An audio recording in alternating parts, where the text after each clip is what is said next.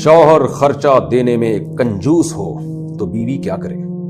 मेरे शौहर थोड़े कंजूस हैं, वो दवाखाने का खर्च भी नहीं देना चाहते और कपड़े वगैरह बनाने में भी कंजूसी करते हैं, या अगर खर्च दे भी दें तो 1 महीना नाराज रहते हैं। इसका हल बता दें।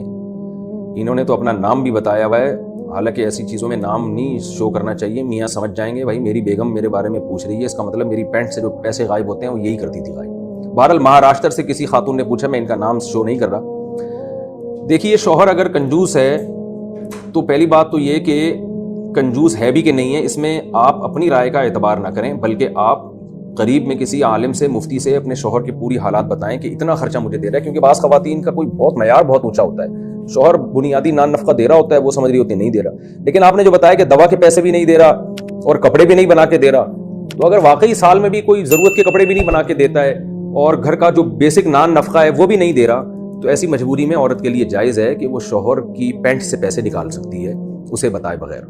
हमारे पास इसकी मिसाल मिलती है हज़रत हिंदा रज़ी अल्लाह तआला अन्हा की। उनके शौहर बेसिक खर्चा भी नहीं दे रहे थे, तो आप सल्लल्लाहु अलैहि वसल्लम ने फरमाया, खुद माँ यकफ़ीकी व वलदिक औ कमा क़ाल सल्लल्लाहु अलैहि वसल्लम, इतने पैसे ले लिया करो चुपके से जो तुम्हें और तुम्हारी औलाद का बुनियादी खर्चा उससे निकल आए। तो अगर कोई शौहर बेसिक ज़रूरत भी बीवी की पूरी नहीं कर रहा है तो फिर औरत के लिए जायज़ है कि उसकी पैंट से चुपके से वो पैसे निकाल सकती है।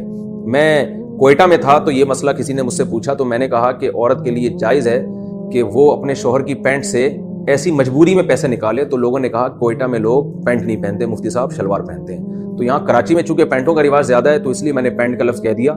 तो कोयटा में अल्हम्दुलिल्लाह ये अच्छी बात है कि वो पैंट पहनने का रिवाज कम है, तो इसलिए वो मेरे जहन में मिसाल यहाँ कराची की वजह से पैंट की आई हुई है। तो ये पैंट ज़रूरी नहीं है। बाज़ ख़वातीन कहेंगी मुफ्ती साहब ने कहा था पैंट से पैसे निकालना तो मजबूरी में जायज़ है, और मेरे शौहर चूँकि शलवार पहनते हैं तो उनकी पैसे तो निकालना जायज़ ही नहीं होगा क्योंकि वो तो पैंट है ही नहीं उनकी। तो मसला पैंट का नहीं है, मतलब ये है कि पैसे लिए जा सकते हैं, लेकिन इसमें अल्लाह का खौफ करना चाहिए ख़वातीन को। ऐसा ना हो कि अय्याशी के लिए पैसे लेना शुरू कर दें और लेबल ये लगाएं कि हम ज़रूरत के पैसे ले रहे हैं। क्योंकि शौहर औरत पर जो शौहर का बहुत बड़ा हक है, उस हक में यह है कि औरत शौहर के माल की मुहाफिज होती है, चोर नहीं होती।